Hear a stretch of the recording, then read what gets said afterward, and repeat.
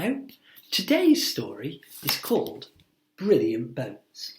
And in our challenge at the end of it, we're going to need some of the things that we learned from investigating floating and sinking yesterday. Mummies and daddies, today's challenge is one that you can get involved with too. Brilliant boats. Brilliant boats.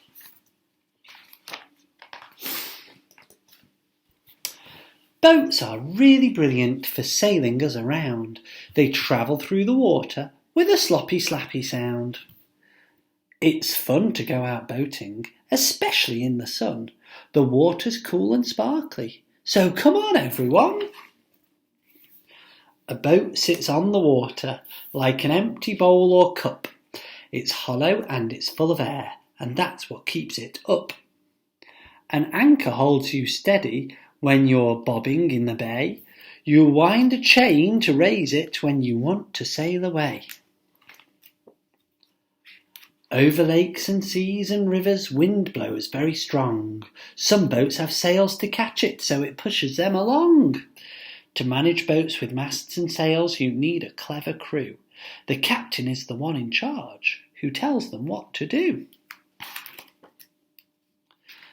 A dinghy or a rowing boat is useful near the shore. You make it travel backwards by pulling on each oar. A motorboat is powered by propeller from the back. It whooshes through the water and leaves a foamy track. And just in case by accident you tumble from the boat, you have to wear a life jacket made to help you float. Some boats go out fishing where the ocean waves are steep. Their nets are cast to catch the fish, then haul them from the deep. A ship can carry cargo which is loaded at the docks. Hup, ho, look out below, here comes a giant box. A ferry carries cars and lorries where they need to go. The people travel up above. The vehicles stay below, just like on the Ben Macree. A mighty ocean liner has a big and busy crew. It carries many passengers. They're waving now, yoo-hoo! The ship has cosy cabins where the passengers can stay, and out on decks they stroll about and watch the sea or play. But when the journey's over, ahoy, the lighthouse rock! The ship glides into harbour and ties up at the dock. Here we've got some special boat bits. First of all, we've got a lighthouse. It says this is a tall building on the coast with a flashing light to guide ships and keep them away from rocks. Next we've got the anchor.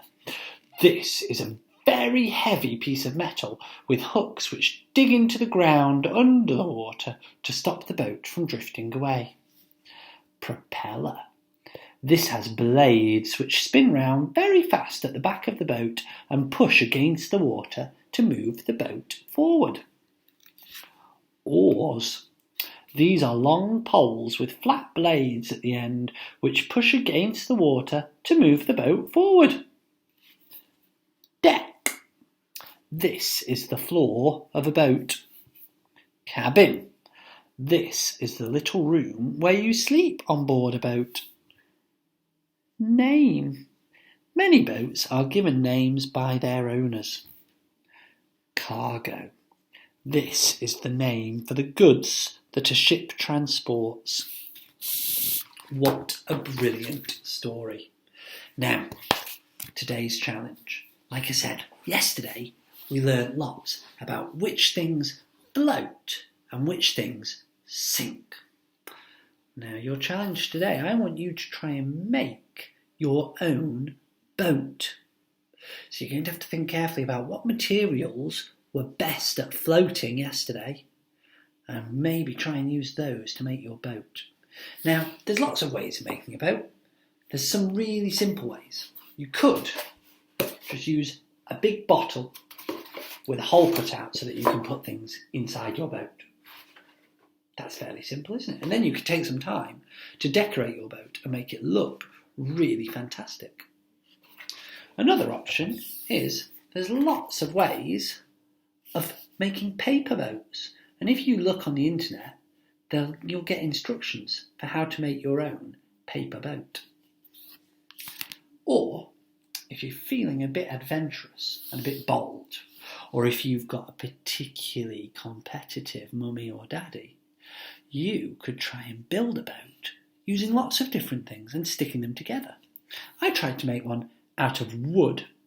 It's not a very fancy one, but it does work very, very well. So, I want to see your best boats. And mummies and daddies, I want you to get involved. Because let's be honest, guys, all of your mummies and daddies can be pretty competitive when they want to be, can't they? So, let's see which family can make the best boat. And I'd really like it if you could post a photo of your boat in the comments section on our school Facebook page. Good luck, and I look forward to seeing your boats.